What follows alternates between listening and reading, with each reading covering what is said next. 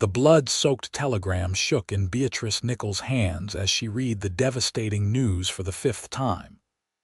Her father was dead, murdered by bandits on the road to Fort Laramie, Wyoming Territory, 1876. Now she was alone in the world, with nothing but a name on a piece of paper. Thomas Whitaker, her father's business partner whom she'd never met, the man who would decide her fate. Beatrice stepped off the train, clutching her small valise, the wind whipping her dark hair across her face. Fort Laramie sprawled before her, a mixture of military order and frontier chaos. The once thriving trading post now served as both military fort and growing settlement, home to soldiers, settlers, and all manner of frontier folk seeking their fortune in the West.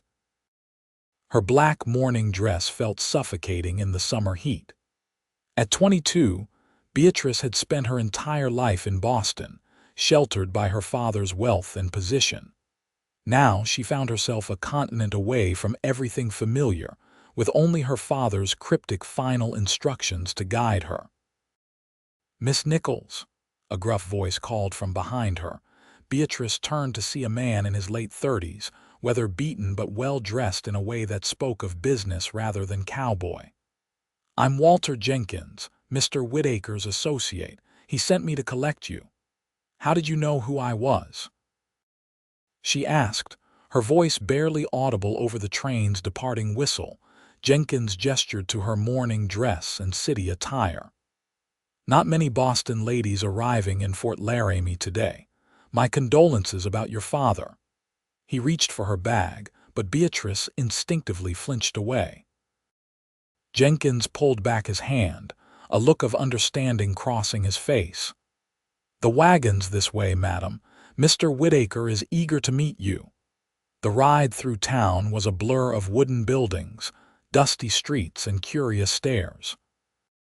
Beatrice sat rigidly on the wagon bench, her hands folded tightly in her lap. "Mr. Whitaker's ranch is about 5 miles out of town," Jenkins explained. "Your father's investment helped build it into one of the finest operations in the territory." "My father never mentioned his Western investments," Beatrice replied coldly. "He never mentioned Mr. Whitaker either, until his final letter." Jenkins fell silent as they left the town behind, following a winding dirt road through rolling grasslands. In the distance, the outline of mountains cut a jagged edge against the vast blue sky.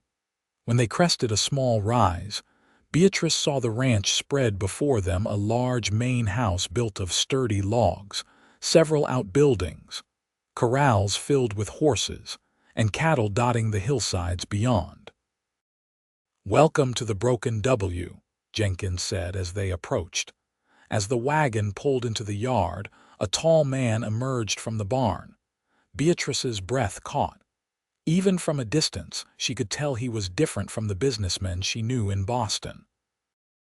He moved with the easy confidence of someone completely at home in his surroundings.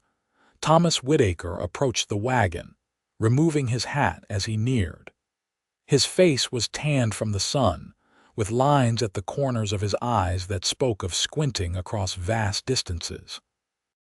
His hair was dark with hints of copper where the sunlight caught it, and his eyes were a startling blue against his weathered skin. "Miss Nichols," he said, his voice deep and measured. "I can't tell you how sorry I am about your father." Beatrice couldn't bring herself to respond. The exhaustion of the long journey, the grief of her father's death, and the uncertainty of her future crashed over her at once. She swayed slightly on the wagon seat. Thomas stepped forward quickly. "You must be exhausted. Let me help you down." Before she could protest, his hands were at her waist, lifting her effortlessly to the ground. Beatrice gasped and stepped back quickly, nearly tripping on her skirts. "I prefer not to be touched, Mr. Whitaker," she said, her voice shaking. Something flickered in his eyes, understanding, perhaps, or concern. He immediately took a step back, giving her space. "Of course. Forgive me," he said quietly. Mrs. Henley has prepared a room for you in the main house. She'll show you where everything is." He gestured to a stout woman who had appeared in the doorway. "We can discuss business matters tomorrow after you've rested." Beatrice followed Mrs. Henley, the housekeeper, into the surprisingly well-appointed home. The main room featured comfortable furniture, bookshelves filled with volumes, and large windows that let in the western light. "Your room is upstairs, miss," Mrs. Henley said kindly. "I've drawn a bath for you and laid out some supper on a tray. You must be dead on your feet after such a journey." The room was simple but clean, with a large bed, a washstand, and a small writing desk beneath the window. Through the glass, Beatrice could see the vast expanse of Wyoming spreading out before her, beautiful, wild, and utterly terrifying. After bathing and picking at the food Mrs. Henley had provided, Beatrice sat on the edge of her bed and finally allowed herself to cry. Her father, her home, her entire life all gone. And now she was here, at the mercy of a stranger, in a land that felt as foreign as the moon. She woke the next morning to sunlight streaming through the window. For a moment, she was disoriented, expecting to see the familiar confines of her Boston bedroom. Reality crashed back quickly. After dressing in another black dress, the only color she had brought with her, Beatrice made her way downstairs. The house was quiet, but she found Mrs. Henley in the kitchen, kneading bread dough. "Good morning, miss. Did you sleep well?" the older woman asked. "As well as could be expected," Beatrice replied. "Where is Mr. Whitaker?" "He's been out since dawn, checking the north pasture.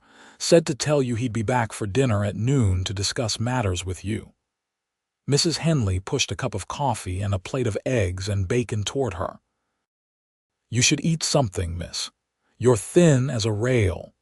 Beatrice had little appetite but knew she needed her strength. As she ate, she asked, "How long have you worked for Mr. Whitaker?" "Going on 5 years now. Came out to join my son after my husband passed." "Billy works as one of the hands here." Mrs. Henley smiled fondly. "Mr. Whitaker's a good employer. Fair, honest, not like some in these parts." "And how did he know my father?" Mrs. Henley shrugged. "That's not my business to tell, miss. But I do know your father's money helped build this place, and Mr. Whitaker never forgot it." After breakfast, Beatrice asked for paper and ink. She needed to write to her father's solicitor in Boston, though she wasn't sure what to say. Before she could begin, however, she heard horses in the yard. From the window, she watched as Thomas Whitaker dismounted from a magnificent black horse. 2 other men rode with him, one young, perhaps in his early 20s, the other older with a gray streaked beard. They were talking and laughing together, but she noticed how the men deferred to Thomas, watching him with evident respect. Precisely at noon, Mrs. Henley called Beatrice to the dining room. Thomas was already seated at the head of the table, freshly washed and changed from his morning ride. He stood as she entered. "Miss Nichols, I hope you were able to rest." "As well as circumstances allow, Mr. Whitaker," she replied stiffly, taking the seat farthest from him. They ate in uncomfortable silence until Mrs. Henley brought coffee and withdrew. Thomas cleared his throat. "I realize this situation is difficult for you, Miss Nichols. I want you to know that I considered your father a dear friend, despite the distance between us." "Strange. He never mentioned you until his final letter," Beatrice said. Thomas nodded slowly. "Edward and I agreed it was best that way. Your father wanted to protect you from certain aspects of his past." "What aspects?" Beatrice demanded. "That's a long story and one I think should wait for another day." Thomas leaned forward slightly. "What's important now is discussing your future." "My future?" "Your father's letter explained that he left everything to you, including his half-interest in this ranch." Beatrice blinked in surprise. I didn't know." The broken W is worth a considerable sum these days. You have options, Miss Nichols. You could sell your share to me and return to Boston. Or, he hesitated, or what, Mr. Whitaker, or you could stay, learn about the operation. Your father built something important here even if he never saw it himself. Beatrice stared at him in disbelief. Stay here, a woman alone. You wouldn't be alone. Mrs. Henley lives in the house. We have hands and their families on the property. Fort Laramie is growing theirs, even a proper church now. He studied her face. But I understand if you find the idea intolerable. Beatrice stood abruptly, needing space to think. I need time to consider my options. Of course. Take all the time you need. He remained seated, giving her the freedom to leave. But Miss Nichols, she paused at the door. Wyoming isn't Boston. It can be harsh, but there's a freedom here you might find valuable. Beatrice didn't reply as she fled the room. Over the next few days, Beatrice kept largely to herself, venturing only as far as the porch or the small kitchen garden behind the house. She watched the daily activities of the ranch from a distance: men moving cattle, breaking horses, repairing fences. And always, Thomas Whitaker at the center of it all, directing, working alongside his men, respected but not feared. On the fourth day, a knock came at her bedroom door. Mrs. Henley stood outside with a stack of letters in her hand. Mail came from town, miss. Several for you. Beatrice took them gratefully. Most were condolence notes from Boston acquaintances, but one was from her father's solicitor. She tore it open eagerly. The contents were devastating. Her father's Boston investments had failed in the recent financial panic. The family home had been mortgaged to support his Western ventures. There was nothing left for her in Boston except debts. Beatrice sat heavily on her bed, the letter crumpled in her hand. She had no choice now. She would have to stay, at least until she could find some means of supporting herself.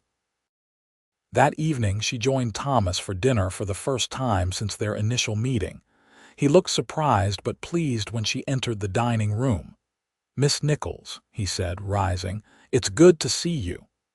I received word from Boston today, she said without preamble. My situation is not what I had hoped. It seems I have no alternative but to remain here for the time being. Concern crossed his face. I'm sorry to hear that, but please understand you're welcome here for as long as you wish to stay. As a charity case, she asked bitterly. No, he replied firmly. As Edward Nichols' daughter and half-owner of the Broken W, this is your home now if you want it.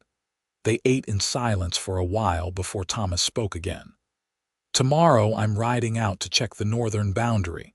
The terrain is easier there. Would you care to join me? It might help to see more of your property. Beatrice hesitated. The thought of spending hours alone with him made her uneasy, but she needed to understand what her father had built here. I haven't ridden in years, she admitted. We have gentle mounts, he assured her. And we take it slow. Finally, she nodded. Very well. Tomorrow then. The next morning, Beatrice was awake before dawn. She changed into her most practical dress, a dark gray wool that would draw less attention than her morning black, and twisted her hair into a simple knot. When she descended to the kitchen, she was surprised to find Thomas already there, pouring coffee. Good morning, he said. I wasn't sure if you'd change your mind. I keep my word, Mr. Whitaker, she replied. He nodded approvingly and handed her a cup. We'll leave after breakfast, Mrs. Henley's packed us some food for midday. Outside, a ranch hand waited with 2 horses, a sturdy chestnut mare and Thomas's black stallion. This is Daisy, Thomas said, indicating the mare. She's steady as they come. He moved to help Beatrice mount, then stopped, remembering her aversion to being touched. Do you need assistance? Beatrice steeled herself. Yes, thank you. His hands were strong but gentle as he helped her into the side saddle. She tensed at his touch but managed not to pull away. They rode at an easy pace, Thomas pointing out landmarks and explaining the operation of the ranch. Despite herself, Beatrice found it fascinating. "How many cattle do you run?" she asked. "About 2,000 head now. We started with just a few hundred 5 years ago." "And my father provided the initial investment," Thomas nodded. "He did. Your father saved my life once. The ranch was his way of giving me a second chance." Beatrice's curiosity was piqued. "How did he save your life?" Thomas was quiet for a long moment, his eyes scanning the horizon. "That's part of the story I mentioned. Not one for today, I think." They stopped for lunch near a creek, the horses drinking while Thomas spread a blanket in the shade of a cottonwood tree. He maintained a respectful distance as they ate, keeping the conversation focused on the ranch and its operations. "Your father's letter mentioned you were teaching in Boston," he asked eventually. Beatrice nodded. "At a small ladies' academy, literature and French. We have a school in Fort Laramie now. Not much of one, but the settlement's growing. They're always looking for educated people willing to teach." The idea caught Beatrice by surprise. "You think I could teach here? Why not? You'd have to ride into town, but it's not far. Might give you something of your own beyond the ranch." The thought was appealing, a way to be useful, to have purpose beyond simply existing in this strange new place. As they were preparing to leave, Thomas suddenly tensed, his eyes fixed on the ridge above them. "What is it?" Beatrice asked, alarmed by his change in demeanor. "Riders," he said quietly, moving to his horse and pulling a rifle from its scabbard. "Stay close to me." 3 men appeared on the ridge, their horses picking their way down toward the creek. Even from a distance, Beatrice could tell these weren't ranch hands or settlers. They had a dangerous look about them, unshaven, dirty, with hard eyes that assessed Thomas and herself with predatory interest. Thomas positioned himself between Beatrice and the approaching men, his rifle held casually but ready. "Whitaker," the leader called. "Ain't seen you in these parts lately." "Maddox," Thomas acknowledged coldly. "You're on Broken W land." The man called Maddox grinned, revealing tobacco-stained teeth. "Just passing through, getting mighty thirsty." His gaze shifted to Beatrice. "Who's the lady?" "None of your concern," Thomas replied. "There's water for your horses, then I suggest you move on." Maddox dismounted, his companions following suit. They led their horses to the creek, but Maddox's eyes never left Beatrice. She felt exposed, vulnerable under his scrutiny, and stepped closer to Thomas without thinking. "Heard about what happened to old man Nichols," Maddox said casually. "Terrible business, getting robbed and shot on the road like that." Beatrice gasped softly. Thomas's grip tightened on his rifle. "You seem well informed, Maddox," the outlaw shrugged. "News travels. So does money." He looked at Beatrice again. "This must be the daughter, then." "Come to claim Daddy's property." His smile widened. "Might need protection out here, madam. Dangerous country for a woman alone." "She's not alone," Thomas said, his voice deadly quiet. "And the Broken W takes care of its own." Something in his tone made Maddox hesitate. The outlaw remounted his horse, signaling his companions to do the same. "Just being neighborly," Maddox said. "No offense intended." He tipped his hat mockingly to Beatrice. "Madam." They watched in tense silence as the 3 men rode away, taking their time, confident in their ability to cause fear. When they were out of sight, Thomas turned to Beatrice. "Are you all right?" She was trembling but nodded. "Who were they?" "Jake Maddox and his gang.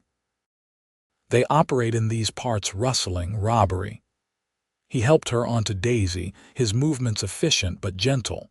"We should get back." They rode hard, Thomas constantly scanning their surroundings. Beatrice, despite her fear, found herself admiring his alertness, his obvious capability in this harsh environment. When they reached the safety of the ranch, Thomas dismounted quickly and came to help her down. This time, when his hands went to her waist, Beatrice didn't flinch away. "Thank you," she said quietly as her feet touched the ground, "for protecting me out there." Something changed in his eyes, a softening. "Always, Miss Nichols." That night, Beatrice couldn't sleep. The encounter with Maddox had shaken her, but it had also clarified something. This was her land now, her inheritance. She wouldn't be frightened away from it. The next morning she found Thomas in his study, looking over maps and ledgers. "Mr. Whitaker," she said from the doorway. "May I speak with you?" He looked up, surprise evident on his face. "Of course." "Please come in." Beatrice entered but remained standing. "I've made a decision. I'm staying at the Broken W, not just temporarily but permanently." Thomas set down his pen. "Are you certain? Yesterday was difficult. Yesterday showed me that I need to understand this place, this life, if I'm to make it my own." She took a deep breath. "Will you teach me? About ranching, about the West. Everything my father invested in that I know nothing about." A slow smile spread across Thomas's face, transforming his features. "I'd be honored, Miss Nichols." Over the following weeks, Beatrice immersed herself in learning about the Broken W. Each morning, she rode out with Thomas or one of the trusted hands, observing the daily operations of the ranch. She learned about cattle breeding, horse training, and the complex water rights that were so crucial in this arid land. In the afternoons, she pored over the ranch ledgers, discovering that her father's investment had indeed grown substantially. The Broken W was not just surviving, it was thriving. 3 times a week, she rode into Fort Laramie to teach at the small schoolhouse. The work gave her purpose and connected her to the growing community. Slowly, she began to feel less like an outsider. Throughout it all, Thomas was patient, respectful, and unfailingly kind. He never pressed her about her obvious fear of men, never made her uncomfortable with unwanted attention.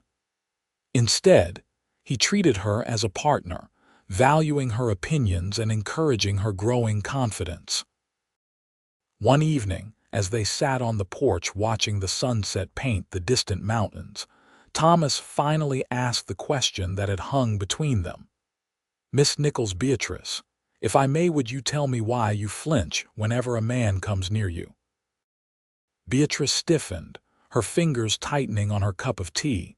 For a long moment she said nothing, and Thomas didn't press.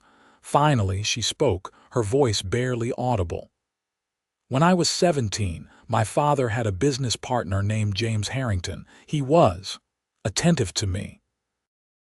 I was flattered at first. He was handsome, wealthy, respected." She swallowed hard. "One evening when my father was away, he called at our home. I should never have received him alone, but I was young, foolish." Thomas remained perfectly still, his face betraying nothing but gentle concern. "He attacked me," she continued, the words coming faster now. "If our housekeeper hadn't returned unexpectedly, I was fortunate. He didn't. He wasn't able to." She couldn't finish. "What happened to him?" Thomas asked, his voice controlled but with an undercurrent of anger. "Nothing," Beatrice replied bitterly. "My father confronted him, but Harrington denied everything, said I had invited his advances. His standing in Boston society was unassailable. My father was advised to keep the matter quiet for my sake. Shortly after, my father sent me to stay with my aunt in New York. When I returned a year later, Harrington was gone. I never knew what happened to him." Thomas was quiet for a long time. When he finally spoke, his voice was gentle. "I'm sorry that happened to you, Beatrice. No woman should have to endure such treatment. It changed me," she admitted, "made me wary, fearful. I've never allowed a man close to me since." "I understand fear," Thomas said. "It's a companion I've known well." Beatrice looked at him curiously. You're the bravest man I've ever met." A sad smile touched his lips. Bravery isn't the absence of fear, it's moving forward despite it. He hesitated. Your father understood that. It's why he helped me when no one else would. Will you tell me now how you knew my father? Thomas nodded slowly. I think it's time you knew. He leaned back in his chair, his eyes focused on the distant horizon. I was a soldier once, served with distinction in the war between the states. Afterward, I couldn't settle back into civilian life. I drifted west, taking work where I could find it: scout, hunter, occasional lawman. He paused, gathering his thoughts. 8 years ago, I was working as a shotgun guard for a banking company in Colorado. One night, I was drunk, playing cards in a saloon. There was an argument, a fight. I don't even remember what started it, but I remember drawing my gun, firing. His voice grew distant. The man died, and I ran. Beatrice listened, stunned. Your father was on the stagecoach I robbed the next day, trying to finance my escape. He was the only passenger who looked me in the eye, who saw me as a man, not just a criminal. When I hesitated, confused by his lack of fear, the driver drew on me. I was shot, left for dead on the roadside. Thomas touched his side unconsciously. Your father came back for me, got me to a doctor, paid for my care. When I was well enough to talk, he asked me why I'd thrown away my life like that. And for the first time, I had no answer. What did he do? Beatrice whispered.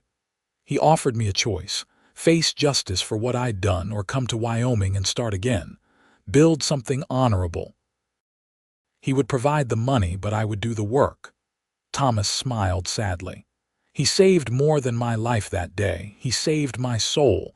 Beatrice was silent, absorbing the revelation. My father never told me any of this. He promised he wouldn't. Wanted to protect you from knowing he'd helped an outlaw, but he checked on my progress regularly through letters. He was proud of what we built here, Beatrice. Proud of the man I became.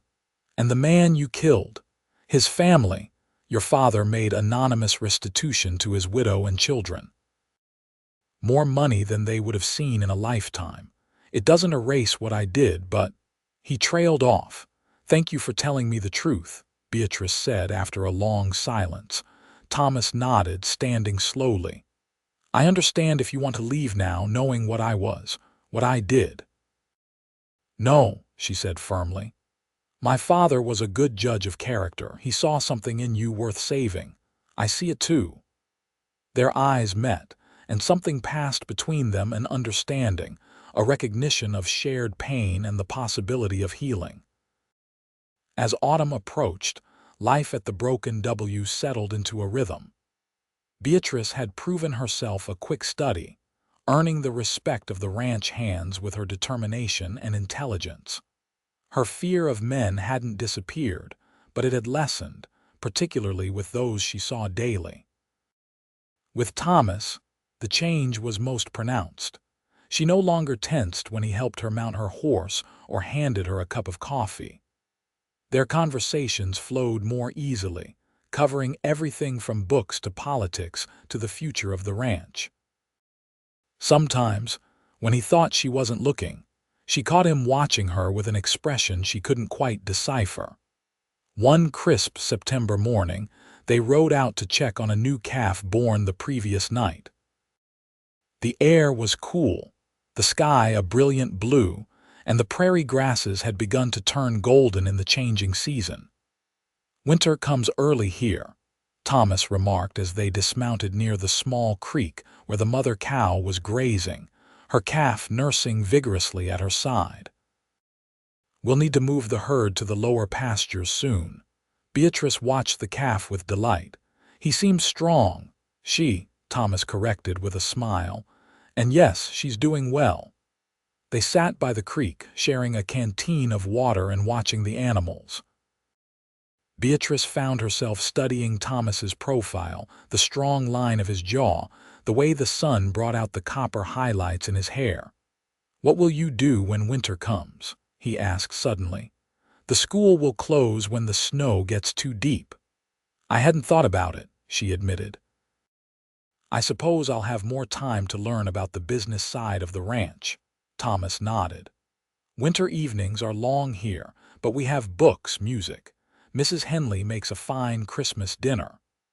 The thought of spending Christmas at the Broken W gave Beatrice a curious warm feeling. I'd like that, she said softly. Their eyes met, and for a moment neither spoke. Thomas reached out slowly, giving her time to pull away, and tucked a strand of hair behind her ear that the wind had loosened. Beatrice felt her heart quicken, but not from fear. The moment was shattered by the sound of approaching horses. Thomas was on his feet instantly, hand going to his gun. 6 riders appeared over the ridge, Jake Maddox in the lead. This time, they weren't pretending to be passing through. They rode directly toward Thomas and Beatrice, spreading out in a menacing half-circle. "Well now, ain't this cozy?" Maddox called. "The schoolmarm and the rancher out for a romantic ride." Thomas positioned himself in front of Beatrice. "What do you want, Maddox?" "Just a little business proposition," Maddox replied, dismounting. His men remained on their horses, hands resting near their weapons. "See, me and the boys have been thinking. That's mighty fine grazing land you got up north, and we're looking to settle down, start a little ranch of our own." "There's plenty of unclaimed land further west," Thomas said evenly. Maddox spat on the ground. "Not as nice as yours, not as established." His eyes shifted to Beatrice. "Besides, I hear tell the Broken W is half owned by a lady now. Maybe she'd be more reasonable about sharing." "The Broken W isn't for sale, Mr. Maddox," Beatrice said, stepping up beside Thomas. "Not to you or anyone else." Maddox's expression hardened. "Wasn't planning on buying it, madam, more like acquiring it." He looked at Thomas. "Word is, you used to be somebody, had a reputation. Now look at you playing nursemaid to a frightened female." "Leave now, Maddox," Thomas said quietly. "While you still can," the outlaw laughed. "Or what? You're outnumbered, Whitaker." He took a step closer. "Here's how it's going to be. You and the lady are coming with us. We'll discuss the terms of our new partnership somewhere more private." Thomas drew his gun with lightning speed. "That's not going to happen."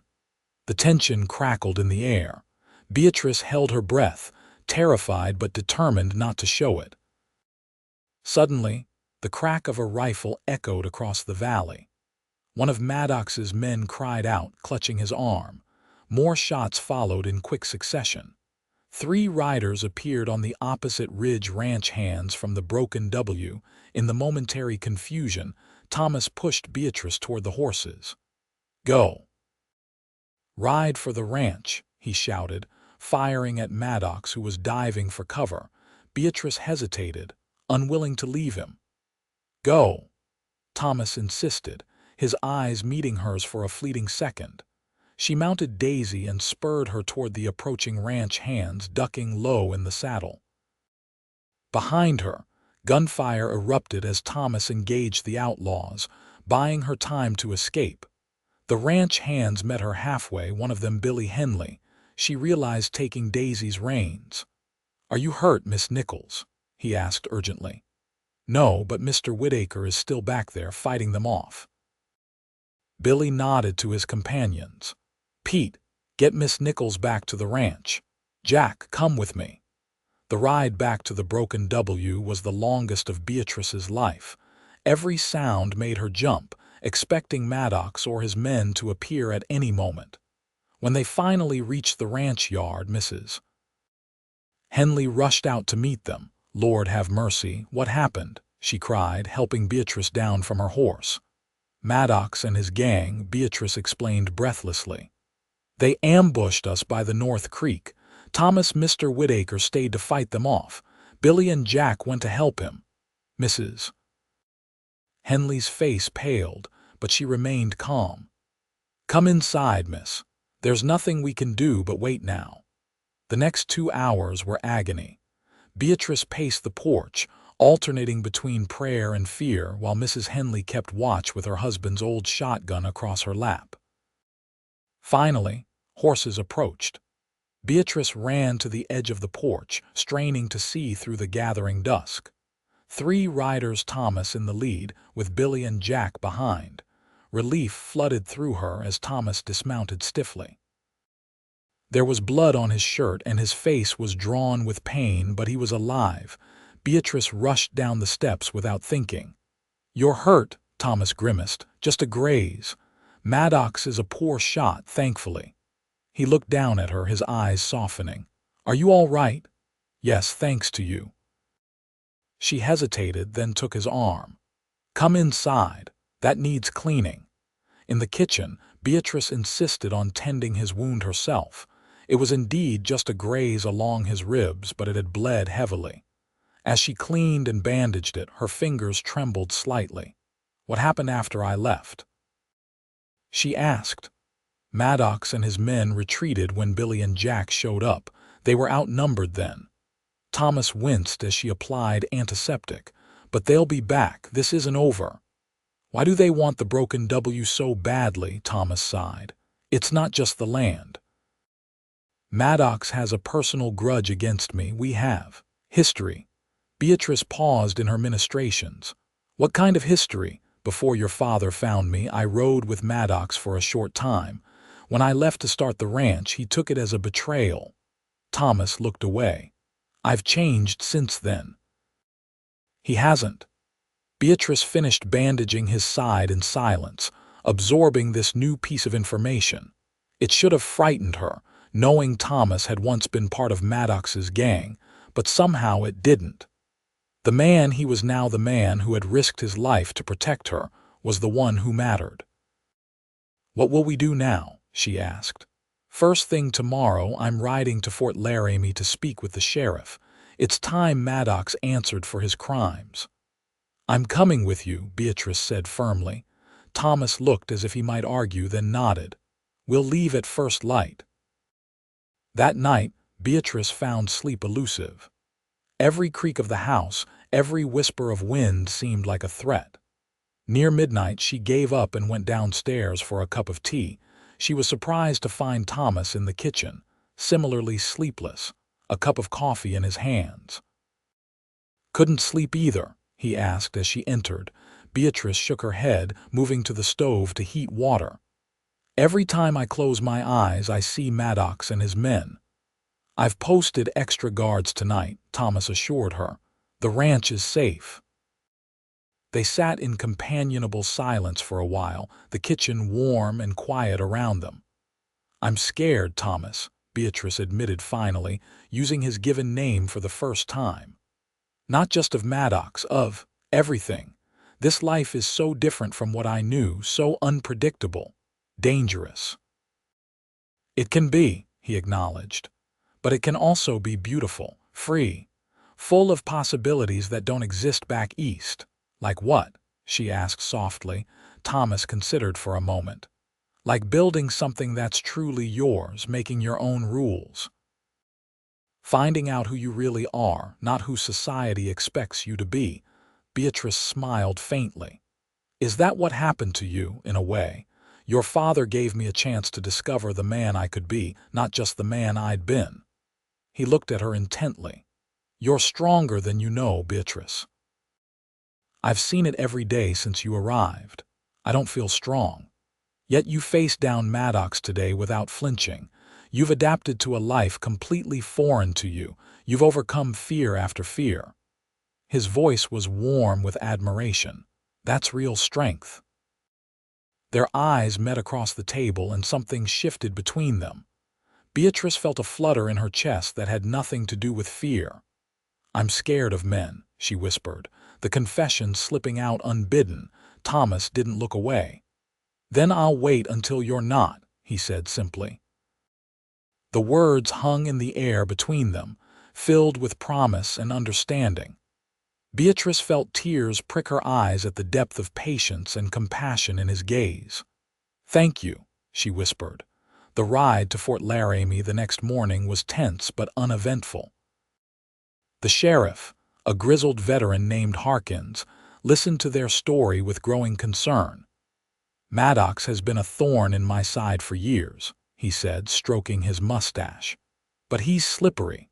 Moves between territories, never stays in one place long enough for the law to catch up." "He wants the broken W," Thomas explained. "And he's not going to give up easily." Sheriff Harkins nodded. "I'll send telegrams, alert the marshals in the territory. In the meantime, I can spare 2 deputies to ride out to your place, keep an eye out." "We'd appreciate that," Thomas said. As they left the sheriff's office, Beatrice noticed a group of men watching them from across the street. One detached himself from the others and approached a well-dressed gentleman with a newspaper tucked under his arm. "Miss Nichols, I'm Harold Fleming, editor of the Fort Laramie Gazette." He tipped his hat politely. "I was sorry to hear about the trouble at your ranch. Would you care to comment for our next edition?" Before Beatrice could respond, Thomas stepped forward. "This isn't the time, Fleming." The editor smiled thinly. "The citizens of Fort Laramie have a right to know if there's an outlaw gang operating in the area, Whitaker, particularly when the new schoolteacher is involved." Beatrice touched Thomas's arm gently. "It's all right." She turned to Fleming. "You may report that there was an incident, but that the sheriff is handling the matter. I would appreciate it if you would emphasize that the school will continue as usual, as the safety of the children is my primary concern." Fleming looked surprised but nodded. "Very well, Miss Nichols. Thank you for your time." As they mounted their horses to return to the ranch, Thomas gave Beatrice an approving look. "You handled that well. Fleming can be persistent. I learned long ago that sometimes the best way to control a story is to be part of telling it," she replied. The next week passed in uneasy vigilance. The deputies stayed at the Broken W, patrolling the boundaries. Thomas increased security, sending hands out in pairs rather than alone. Beatrice continued teaching at the school, accompanied by a deputy each way. The community rallied around them. Ranchers from neighboring properties offered support, sending men to help patrol, sharing information about strangers in the area. Beatrice was touched by their solidarity, by the way this community protected its own. One evening, as October painted the cottonwoods along the creek a brilliant gold, Thomas found Beatrice sitting on the porch swing, wrapped in a shawl against the autumn chill. "May I join you?" he asked. She nodded, making room for him on the swing.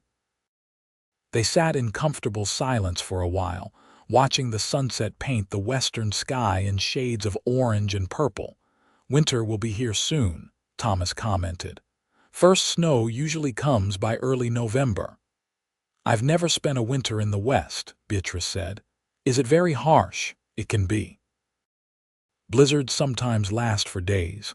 But the house is solid, well-stocked, will be comfortable." He glanced at her. "If you decide to stay." Beatrice looked at him in surprise. "Of course I'm staying. This is my home now." The words felt right as she said them. Somewhere in the month since her arrival, the Broken W had indeed become home. Thomas's expression softened. "I'm glad to hear that." Their hands rested side by side on the swing between them, not quite touching.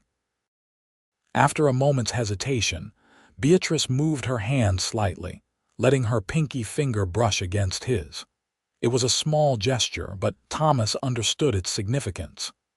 He remained perfectly still, allowing her to dictate the pace, the degree of contact she was comfortable with. Slowly, Beatrice turned her hand palm up, an invitation. Thomas placed his hand gently over hers, his calloused fingers warm against her skin. They sat that way until the stars appeared, hand in hand, neither needing words to express the shift in their relationship. The peace was shattered 2 days later when Billy Henley rode in at a gallop, his horse lathered with sweat. "Maddox hit the Matthews place," he shouted as Thomas and Beatrice ran onto the porch. "Burned the barn, stole their horses. Old man Matthews is hurt bad." Thomas's face hardened. "Is Sarah all right?" he asked, referring to the Matthews daughter who was one of Beatrice's students. Billy nodded. "Shaken up but not hurt. Sheriff's deputies are there now." "Saddle my horse," Thomas ordered, "and send for Doc Wilson from town." "I'm coming with you," Beatrice said firmly. Thomas looked as if he might object, then nodded. "Stay close to me." The Matthews ranch was chaos when they arrived, the barn still smoldering, cattle scattered, and Mary Matthews sobbing on the porch while her husband was tended by neighbors. Sarah, a quiet girl of 10, ran to Beatrice as soon as she dismounted. "Miss Nichols, they took Thunder and all our horses. Pa tried to stop them and they hit him with a gun."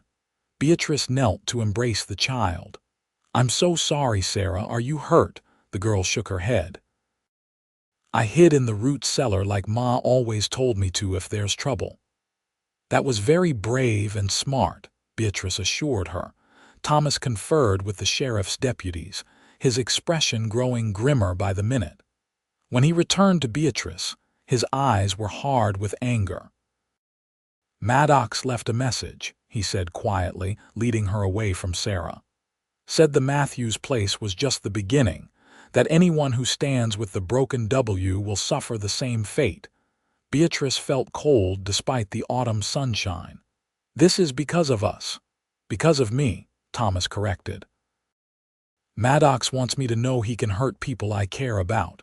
Before Beatrice could respond, a rider approached at a gallop, Mrs. Henley's son Billy, his face pale with urgency. "Mr. Whitaker, Maddox and his men there at the ranch. They've got Ma." Thomas's face went white. "How many?" "At least 10. They came just after you left. The hands tried to fight, but they were ready for us. 3 men down, the rest captured." Billy's voice broke. "They said to tell you they want the ranch. They'll trade the hostages for the deed." Thomas turned to Beatrice, his eyes filled with anguish and resolve. "Stay here with the Matthews. I'll handle this." "No," Beatrice said firmly. "Mrs. Henley is my friend too. The broken W is my home, my responsibility. I'm coming with you." Thomas recognized the determination in her eyes and didn't waste time arguing. "Then we ride. Now." They gathered what men they could, the 2 deputies, Billy, and 3 neighboring ranchers who had come to help the Matthews. 8 against Maddox's 10, and the element of surprise lost. As they rode hard for the broken W, Thomas outlined his plan. "We'll approach from the east through the woods. Billy, you know the back way into the house, the cellar entrance. You and I will try to get in that way while the others create a distraction at the front." "What about me?" Beatrice asked. Thomas hesitated. "I need you to stay back where it's safe." "No," she said firmly. "I know that house better than anyone except Mrs. Henley. I'm coming with you and Billy." The argument in Thomas's eyes died when he saw her resolve. "All right, but you follow my lead exactly." "Promise me." "I promise." They reached the ranch as dusk was falling, the lengthening shadows providing some cover. From their position in the trees, they could see Maddox's men had positioned lookouts around the property. Lights burned in the main house, where presumably the hostages were being held. The plan was set in motion. The deputies and ranchers created a diversion at the front of the property, firing shots and shouting as if a larger force was attacking. In the confusion, Thomas, Beatrice, and Billy slipped around to the rear of the house, keeping to the shadows. The cellar doors were locked from the inside, but Billy knew of a loose board they could pry away. One by one, they squeezed through the narrow opening into the dark cellar. Thomas went first, gun drawn, with Beatrice following and Billy bringing up the rear. They moved silently up the cellar stairs to the door that led to the kitchen. Thomas pressed his ear to the wood, then whispered, "I hear voices. At least 2 men in the kitchen. Mrs. Henley always keeps a shotgun hidden behind the flour bin," Beatrice whispered back. Thomas nodded. "Billy, can you create another distraction? Something to draw them out of the kitchen?" The young man nodded. There's a window in the pantry. I can break it, make them think someone's coming in that way. Good. Go. We'll wait for your signal.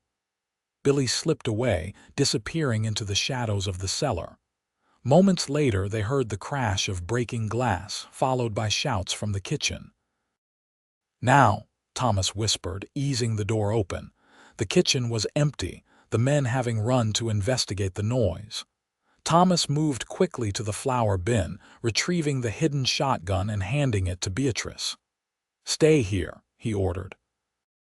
"Anyone comes through that door who isn't me or Billy, use this." Before she could protest, he was gone, moving silently toward the main part of the house. Beatrice held the shotgun with trembling hands, listening to the shouts and occasional gunfire outside. Minutes crawled by like hours. Twice, she heard footsteps approach the kitchen, only to move away again. Then the door to the dining room burst open, and Jake Maddox himself backed into the kitchen, a gun in his hand. He hadn't seen her yet, his attention focused on whoever was pursuing him from the other room. Beatrice raised the shotgun.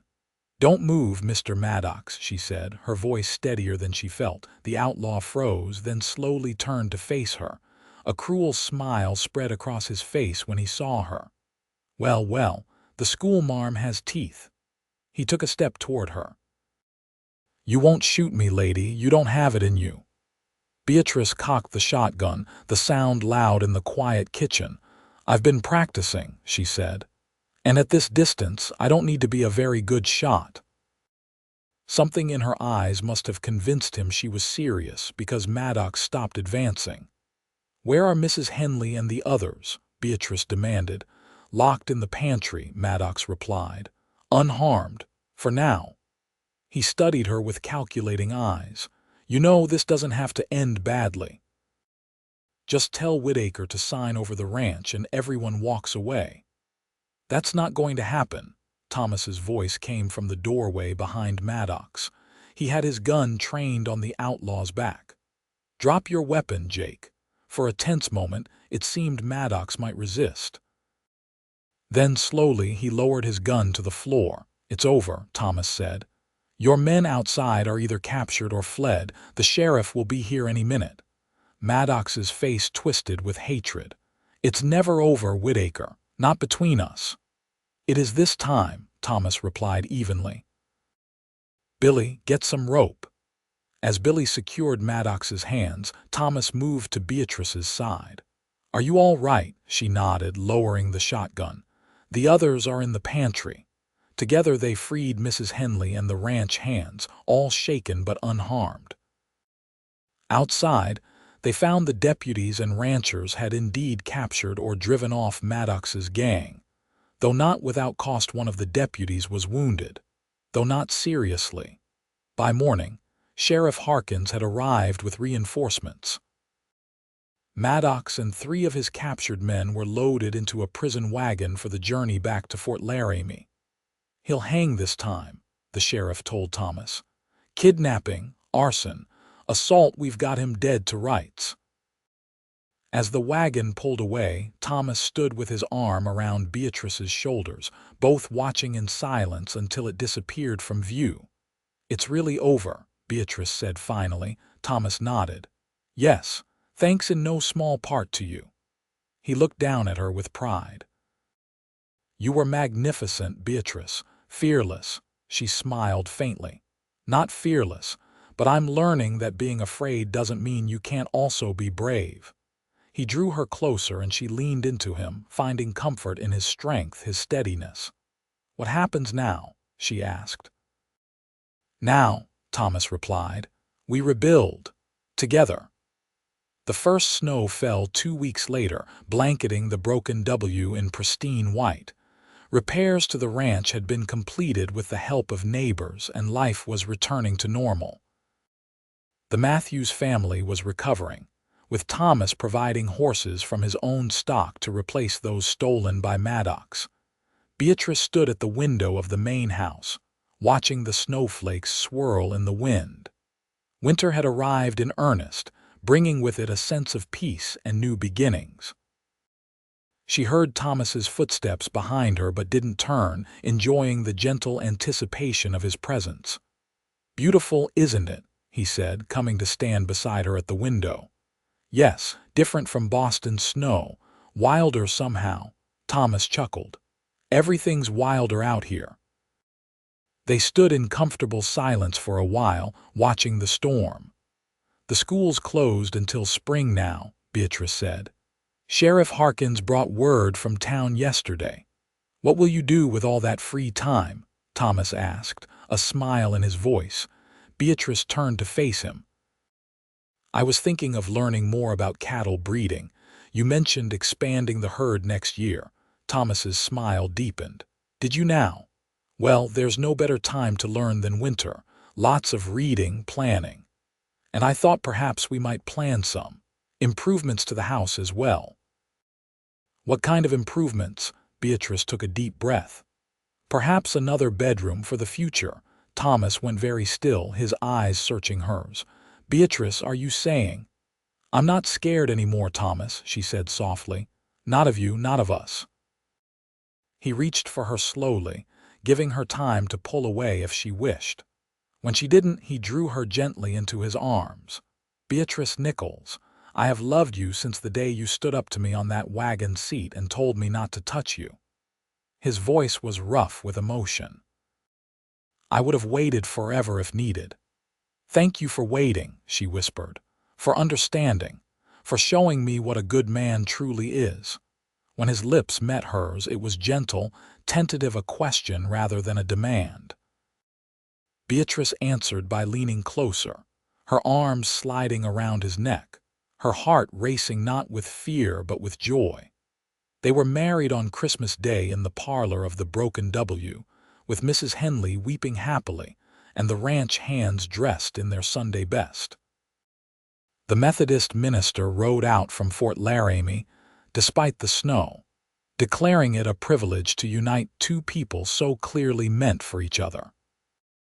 Beatrice wore a dress of deep blue rather than traditional white, a symbol, she told Thomas, of beginning anew rather than clinging to conventions that no longer fit her life. That night, as snow fell softly outside their bedroom window, Beatrice faced her final fear with the man who had taught her to trust again. Thomas was patient, gentle, letting her set the pace, whispering words of love and reassurance. When they finally came together as husband and wife, Beatrice found not the pain and shame she had feared, but joy and completion. "I love you, Thomas Whitaker," she whispered in the darkness, his arms tightened around her. "And I love you, Beatrice Whitaker, until my dying day." Spring came to the Broken W in a riot of wildflowers and newborn calves. The ranch had flourished under the joint guidance of Thomas and Beatrice, their complementary skills creating a stronger operation than either could have built alone. Beatrice stood on the porch, watching Thomas work with a young horse in the corral. Her hand rested on her still flat stomach, a secret smile playing on her lips. She would tell him tonight about the child they had created, the new life that would join them in the autumn. As if sensing her gaze, Thomas looked up, lifting a hand in greeting. Beatrice waved back, her heart full of gratitude for the journey that had brought her here from a frightened young woman to a confident wife and soon to be mother. The West had changed her, challenged her, forced her to find strength she never knew she possessed. And Thomas had waited, patient and steadfast, until she was ready to embrace not just him, but the woman she was always meant to be. When he finished with the horse and came to join her on the porch, she met him with a kiss, no longer inhibited by fear. "What was that for?" he asked, smiling against her lips. "For waiting," she replied simply. "For giving me time to find my courage." Thomas tucked a strand of hair behind her ear, the gesture now familiar and beloved. "Some things are worth waiting for, Beatrice. You taught me that." They stood together, looking out over the land they both loved, the future stretching before them as vast and promising as the Wyoming sky. Years later, visitors to the Broken W would remark on the obvious devotion between the silver-haired rancher and his still beautiful wife. They would admire the prosperous ranch, the 3 children who had grown up strong and capable in its embrace, the legacy built by a man seeking redemption, and a woman who had overcome her fears. And sometimes, on quiet evenings when the day's work was done, Thomas and Beatrice would sit on that same porch swing, hands intertwined, and remember the words that had changed their lives. "I'm scared of men," she had whispered, and the cowboy had replied, "Then I'll wait until you're not." He had waited, and in the waiting, they had both found healing, purpose, and a love that would endure through all the seasons of their lives.